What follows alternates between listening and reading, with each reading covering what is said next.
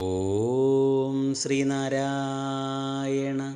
പരമഗുരവേ നമഃ. സജ്ജനങ്ങളെ, ഉത്സവങ്ങൾ എന്ന് കേൾക്കുമ്പോൾ നമ്മുടെ മനസ്സിലേക്ക് ഓടിയെത്തുന്നത് എന്തെന്നാൽ ആനയും അമ്പാരിയും വെടിക്കെട്ടും സ്റ്റേജ് പ്രോഗ്രാമുകളും ഒക്കെയാണ്, അല്ലേ? ആനയില്ലെങ്കിൽ ഉത്സവം ഉത്സവമാകുമോ എന്ന് ചോദിക്കുന്നവരും ഉണ്ട്.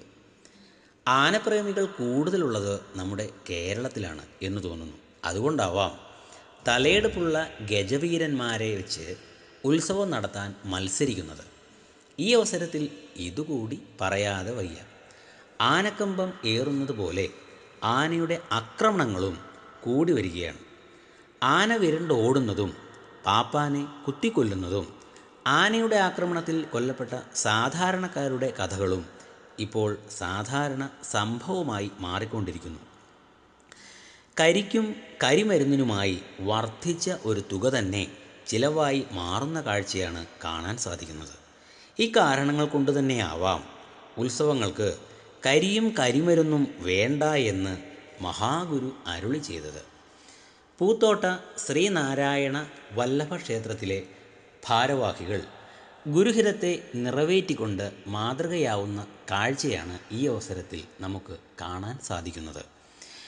ഇത്തവണത്തെ തിരുവുത്സവത്തിൽ ശ്രീനാരായണ വല്ലഭൻ്റെ തിടമ്പേറ്റാൻ ഇനി ആനയുണ്ടാവില്ല. ആനയുത്സവം ഇതോടെ അവസാനിച്ചു. പകരം രഥോത്സവം നടത്താനാണ് തീരുമാനിച്ചിരിക്കുന്നത്. 3 ആനകളിലായിരുന്നു ഇതുവരെ ഭഗവാന്റെ തിടമ്പേറ്റിയിരുന്നത്. ഇനി മുതൽ 3 രഥങ്ങൾ ഉപയോഗിച്ച് ഉത്സവം നടത്താനാണ് പദ്ധതി.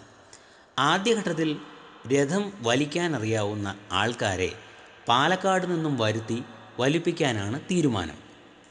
അടുത്ത ഘട്ടത്തിൽ പള്ളുരുത്തിക്കാർ തന്നെ വലിക്കും. 17 അടി ഉയരവും 10 അടി നീളവും 9 അടി വീതിയും വരുന്ന 3 രഥങ്ങൾ നിർമ്മിക്കാനാണ് പരിപാടി. ഏകദേശം 63 ലക്ഷം രൂപയ്ക്ക് മുകളിൽ ആണ് ചെലവ് പ്രതീക്ഷിക്കുന്നത്. കൊടുങ്ങല്ലൂരിലെ പണിശാലയിൽ ശില്പി ഡാവിഞ്ചി ഉണ്ണികൃഷ്ണനാണ് രഥം നിർമ്മിക്കുന്നത്. ഈ വരുന്ന മാർച്ച് 7, 8, 9 തീയതി നടക്കുന്ന ഉത്സവത്തിലാണ് ആദ്യ രഥത്തിൻ്റെ എഴുന്നള്ളത്ത്. ഇവിടെ കരിമരുന്ന് പ്രയോഗവും പരിമിതപ്പെടുത്തിക്കൊണ്ട് പ്രവർത്തകർ മാതൃകയാവുകയാണ്. ഗുരുഹിതത്തെ മാനിച്ചുകൊണ്ട് മറ്റ് ക്ഷേത്രങ്ങളും ഇതേ പാത പിന്തുടരേണ്ടതാണ്. കാലത്തിനു മുൻപേ സഞ്ചരിച്ച ഗുരുവചനങ്ങൾ അത്ഭുതമെന്നല്ലാതെ എന്തു പറയാൻ. ഇത് മനസ്സിലാക്കാൻ നമുക്ക് ഒരു കൊറോണ കാലം തന്നെ വേണ്ടി വന്നു. ഇപ്പോഴിതാ മാറ്റത്തിൻ്റെ പാതയിൽ പള്ളുരുത്തിയിലെ ജനങ്ങളും. നമ്മുടെ നല്ല നാളേക്ക് വേണ്ടിയുള്ള ഗുരുവിൻ്റെ ദീർഘവീക്ഷണത്തെ നമിച്ചുകൊണ്ട് നിർത്തുന്നു. നിങ്ങൾക്ക് നമസ്കാരം. ഗുരുധർമ്മം ജയിക്കട്ടെ.